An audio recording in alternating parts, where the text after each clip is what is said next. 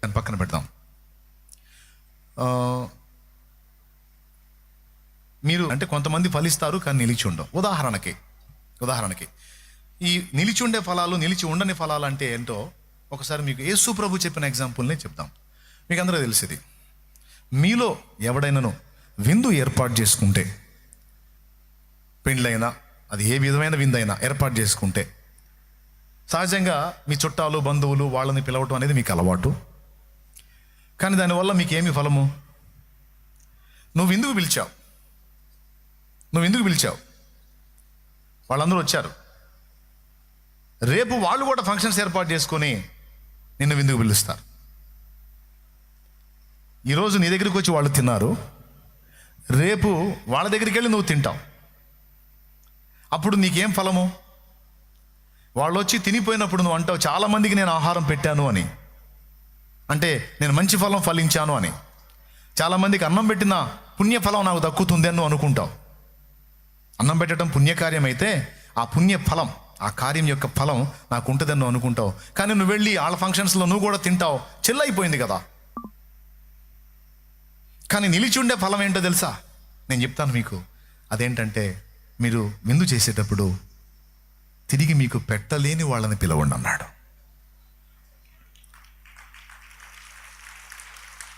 గట్టిగోడు అవునా?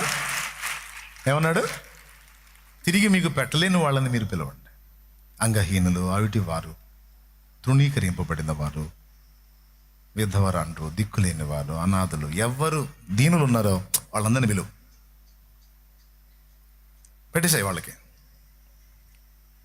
అప్పుడేం జరిగిందంటే, ఆ దీనులైన బిడ్డలు తిరిగి వాళ్ళు ఏర్పాటు చేసి నిన్ను పిలిచి నీకు పెట్టే సీన్ ఉండదు. గనుక వాళ్లకు నువ్వు పెట్టిన ఆహార ఫలం అనేది నీకు నిలిచి ఉంటుంది నా కుమారుడా అని చెప్పాడు. ఇప్పుడు దీన్ని బట్టి పాయింట్ నెంబర్ 1లో నిలిచి ఉండే ఫలంలో ఇక ఏమేమి వస్తాయో ఒక పెద్ద డైరీ రాయొచ్చు. ఒక డైరీలో ఒక పెద్ద మెసేజ్ రాయొచ్చు. నిలిచి ఉండే ఫలాల కింద ఏమేమి వస్తాయి అవన్నీ వర్ణిస్తే 4 వారాలు నేను దాని గురించి మాట్లాడచ్చు. 4 వారాలు. అందులో ఇప్పుడు ఒక విధవరాలికి ఒక 10 సార్లు నువ్వు నీకున్న దానిలో, విధవరాలు భర్త లేనిది, రైస్ బ్యాగ్ ఇచ్చావు, ఏదో నీకున్న దానిలో ఒక 500 1000 రూపాయలు సాయం చేశావు. ఆ బిడ్డ కాళ్ళ మీద ఆ బిడ్డ నిలబడి ఆ బిడ్డ కుటుంబాన్ని పోషించుకునే పని ఆ బిడ్డకు దొరికిందాక మరి విధవరాలని నీకు తెలిసి నీకు దేవుడు సమృద్ధి ఇచ్చాడు కనుక ఆ ఉన్నదానిలో ఒక 4 విధవరాలను దృష్టిలో పెట్టుకొని ఆ 4కి 4 నీకు వచ్చిన దానిలో సాయం చేస్తూ వచ్చావు. దీనికి ఏం పబ్లిసిటీ లేదు, ప్రాపగండా లేదు, అలా ఇచ్చుకుంటూ వచ్చావు. మళ్ళీ వాళ్ళు నీకు ఇచ్చే పొజిషన్ లేదు. వాళ్ళు ఇవ్వబోయినా, అమ్మా మిమ్మల్ని ప్రేమించి నేను చేశాను కానీ తిరిగి తీసుకుందామని కాదమ్మా, ఉంచుకోండి పర్వాలేదు, మీరు బాగుండండి చాలా అన్నావు. అప్పుడు ఏం జరిగిందో తెలుసా?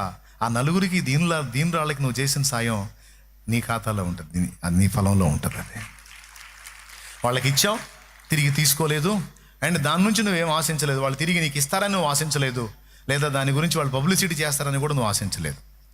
తిరిగి ఇస్తారని ఆశించినా, లేకపోతే నా గురించి డబ్బా కొడతారని ఆశించి ఇచ్చినా వాళ్ళు అందులో కోతబడిద్ది. అర్థమైందా? నీవు ధర్మము చేయనప్పుడు ప్రజలకు కనబడవాలని నీ ముందర బోర ఊదింపవద్దు. నీ కుడి చేత్తో ఇచ్చేది ఎడం చేతికి కూడా తెలియకుండా సాయం చేయి. అప్పుడు రహస్యమందు చూచుచున్న నీ తండ్రి నీకు ప్రతి ఫలం ఇచ్చును. అక్కడ కూడా ఫలం అంటాడు. కావాలంటే చూడండి, మత్తయి సువార్త 6 చక్కగా ఈ విషయాలన్నీ ఉంటాయి. 2వ వచనం, కావున నీవు ధర్మము చేయనప్పుడు మనుషుల వలన ఘనత నొందవలెనని వేషధారులు సమాజ మందిరములలోను వీధులలోను చేయులాగున నీ ముందర బోర ఊదింపవద్దు, వారు తమ ఫలము పొంది ఉన్నారని నిశ్చయముగా మీరు. ఏ ఫలం ఆశించి వాళ్ళు చేశారు? ఎచ్చులు, డబ్బా. అమ్మో ఆయన ఎంత దానగుణం కలిగినోడు అండి, అంత సాయం చేసాడంటే అబ్బో అని అందరూ అనుకోవాలని ఎత్తుల కోసం చేశాడు. అందరూ పొగిడేశారు, ఫలం పోయింది. ఆశ గారు, తిరిగేది ఎవరిది? నీ నెత్తి మీద తిరిగేది ఎవరిదిలే, చెప్పులే. అమ్మ ఈ ఫ్యాను మరెవరు? మేమే.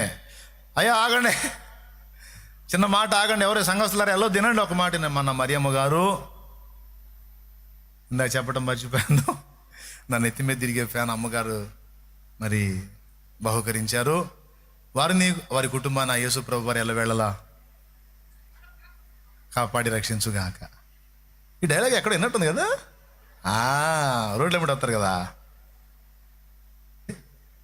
బోరా